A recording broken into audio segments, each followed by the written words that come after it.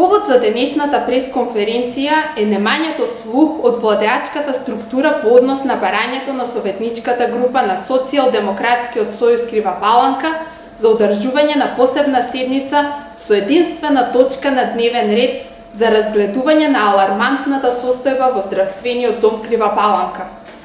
Господа од власта, бидејќи немавте храброст да се соочите на отворена седница, ние на овој начин ќе алармираме јавноста и ќе преточиме за состојбите во оваа институција, за да утре за секој случај не ни ја прифрлите вината на наш терен.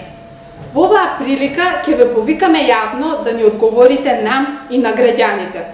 До кога големи политичари од ВМРО, ДПМНЕ и вашите коалициони партнери од ДОМ со ефтини политички приказни на управниот одбор на така наречени пресконференции ќе ја замајувате и дефокусирате кривопаланечката јавност од проблемите кои се од животно значење за нашиот град и неговите жители.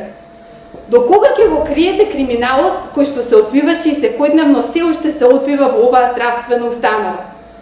До кога преку вашите начални активности за реновирање на здравствениот дом ќе се справувате со партиските неистомисленици? До кога дел од оделенијата ќе зјајат без прозори и врати, покриени со најлони, како да работите во партизански услови, не баре сме 43-44 година од минатиот век, а вие ни правите кампањи за трето, четврто дете, кампањи здравје за сите и слично. До кога граѓаните ќе бидат без соодветна здравствена заштита и ќе си играте со животите на 20.000 кривопаланчани, а само за една година сте потрошиле 399.286 денари за репрезентација? До кога ќе ги подценувате и понижувате вработените во нашата институција? До кога ќе си играте и ќе го газите достоинството на сите овие интернисти, специјалисти, возачи, медицински сестри и помошен персонал? До кога ќе го стимулирате одливот на кадри во приватното здравство и надвор од државата? За жал, прашање има многу, но за крај само уште неколку. Кривопаланечката јавност ја интересира дали се вратени средствата од страна на поранешниот директор на здравствениот дом Радивој Маџовски по однос на решение 288/08 од страна на извршителот Зорица Митровска и 320/09 од извршител Јадранка Јовановска.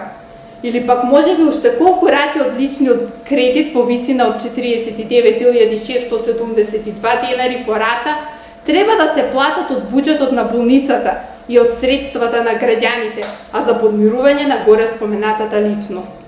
До кога и покрај сите укажувања на Фондот за здравствено осигурување, владата на Република Македонија и други ќе се манипулира со јавните набавки во оваа институција? До кога ќе фактурирате по висока цена на здравствени услуги и безобразно ќе ги плjačкате осигурените лица? До кога ќе се зголемуваат непродуктивните трошоци и репрезентации? Што се случи со хуманитарната помош од Соединетите Американски држави за која потрошивте околу 1 милион денари, со кои пари можевте да набавите еден солиден апарат? Ова се само дел од прашањава на кои сакаме да добиеме одговор, но очигледно некој за ова нема ниту слух, ниту желба да го стори. Во такви услови ни преостанува на сите сограѓани да им го честитаме 7 април, светскиот ден на здравјето, и да им посакаме Господ да ги чува, затоа што оваа институција со ваков начин на работа ова нема сигурно да го стори.